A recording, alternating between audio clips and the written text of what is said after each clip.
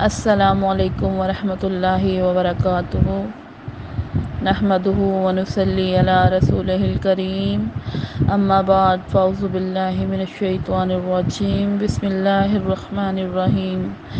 آج کا میرا عنوان ہے زندگی میں ناپسندیدہ حالات اور لوگوں کو ڈیل کرنے کے لیے قرآنی نصیحت۔ آج ہم ڈسکس کریں گے زندگی میں جو ناپسندیدہ حالات ہوتے ہیں، جو حالات مشکلات پیدا ہوتی ہیں، اور ان سے ہم قرآن کی نصیحت سے کس طرح سے لوگوں کو ڈیل کر سکتے ہیں۔ میرے خیال میں جو کسی کا برا نہیں چاہتے، ان کے ساتھ کوئی برا نہیں کر سکتا، اور یہ میرے رب کا وعدہ ہے۔ زندگی میں اچھے اور برے حالات کا ذمہ دار انسان خود ہوتا ہے۔ یہ انسان پہ ڈیپینڈ کرتا ہے کہ وہ اپنی زندگی کو اچھا بنائے یا پھر اسے برا۔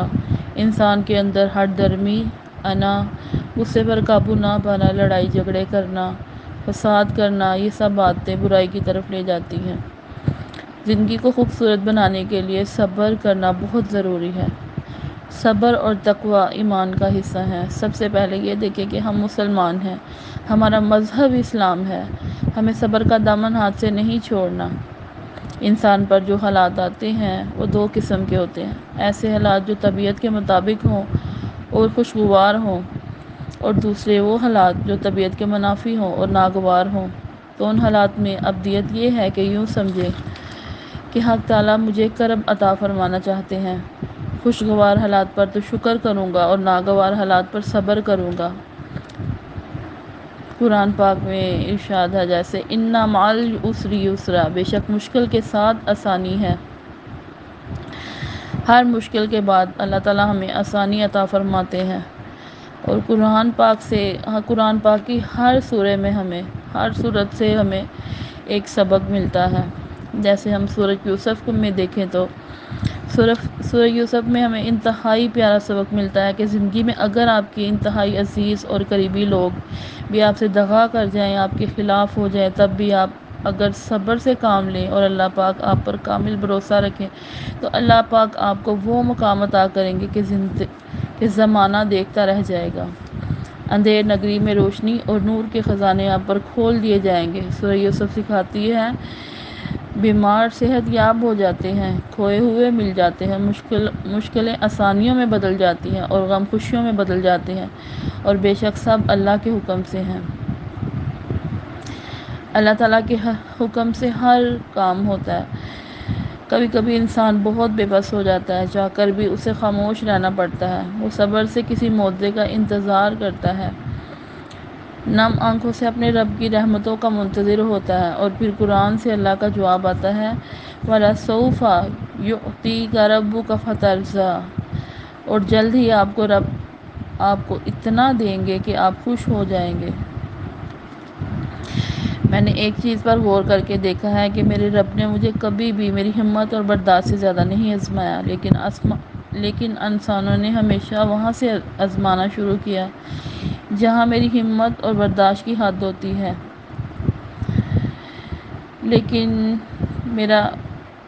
لیکن اللہ میرا بہترین انصاف کرنے والا ہے۔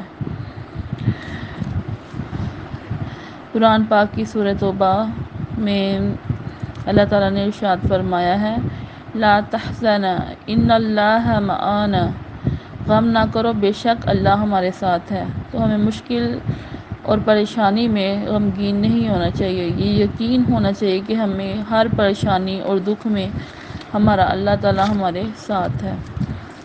اللہ ہمیشہ ہمیں دیکھ رہا ہے اور ہمارے ساتھ ہے۔ جب قبولیت کا وقت آتا ہے اور خدا کی مرضی ہمارے حق میں ہوتی ہے، یا پھر جب نصیب میں لکھا تمہیں ملنا ہوتا ہے، تو خدا فرماتا ہے کن فیکون، ہو جا، اور پھر وہ ہو جاتا ہے۔ اور اسی لمحے میں آسمان، ستارے، چاند، سورج، وقت، قسمت، ہوائیں، بادل اور بارشیں، کائنات کی سازشیں اور شدید دنیا کا ہر ایک ذرہ مل کر تمہیں تمہاری منزل تک کھینچ لاتے ہیں۔ خدا کی مرضی کو پورا کرنے کے لیے اور ہو کر رہتا ہے جو منظور خدا ہوتا ہے۔ میرا رب وہ ہے جو مشرق والوں کو دیکھتا ہے تو مغرب والوں کو نہیں بھولتا۔ جو آسمانوں کا نظام چلاتے ہوئے سمندروں کا نظام چلانا نہیں بھولتا، اور جو رات کے اندھیروں میں سجدہ کرنے والوں کو دیکھتا ہے تو برائی کی محفلوں سے غافل نہیں ہوتا، جو ایسا معاف کرنے والا ہے کہ 100 سال کے گناہوں کو ایک پل میں معاف کر دیتا ہے، اور پلٹ کر یہ بھی نہیں پوچھتا کہ پلٹ کر تو نہیں کرو گے۔ اتنا غفور الرحیم ہے ہمارا رب کہ ہمارے گناہوں پر بھی ہمیں سزا نہیں دیتا۔ انسانوں کے دلوں میں ایمان اچانک غائب نہیں ہو جاتا، چہرے کا نور اچانک ختم نہیں ہو جاتا، نمازوں سے سکون اچانک نہیں چلا جاتا۔ پہلے خوف خدا جاتا ہے، پھر نمازیں جاتی ہیں، پھر حیا، پھر پردہ، اور پھر ایمان چلا جاتا ہے، اور آخر میں رہ جاتا ہے خالی دل، بے باک باتیں۔ ہماری زندگی کے تمام مسائل کا حل قرآن پاک میں ہے۔ قرآن پاک ہماری زندگیوں کو بہتر بناتا ہے۔ اِنَّ هَٰذَا الْقُرْآنَ يَهْدِي لِلَّتِي هِیَ اقوام، بے شک یہ قرآن وہ رستہ دکھاتا ہے جو سب سے زیادہ سیدھا ہے۔ قرآن پاک کی سورہ سجدہ آیت نمبر 22 میں ارشاد ہوا ہے، اس شخص سے بڑھ کر ظالم اور کون ہوگا جسے اس کے رب کی آیتوں کے ذریعے نصیحت کی جائے اور وہ ان سے منہ پھیر لے۔ ایسے مجرم سے تو ہم ضرور انتقام لے کر رہیں گے۔ پھر جو انسان اللہ تعالیٰ اسے بار بار اس کے گناہوں پر اسے معافی دیتا ہے، اور پھر جو باز نہیں آتے تو پھر اللہ تعالیٰ اسے کڑی سے کڑی سزا دیں گے، اور پھر اس کا انجام آخرت میں اس کا ٹھکانہ دوزخ ہے۔ اللہ ہمیں دین پر چلنے کی توفیق عطا فرمائے، ہمارے قرآن کو صحیح معنوں میں پڑھنے کی توفیق عطا فرمائے، اور ہمیں دوسروں کو اسلام کے اصولوں کے مطابق نصیحت کرنے والا بنائے، ہمیں دین کو پھیلانے والا بنائے۔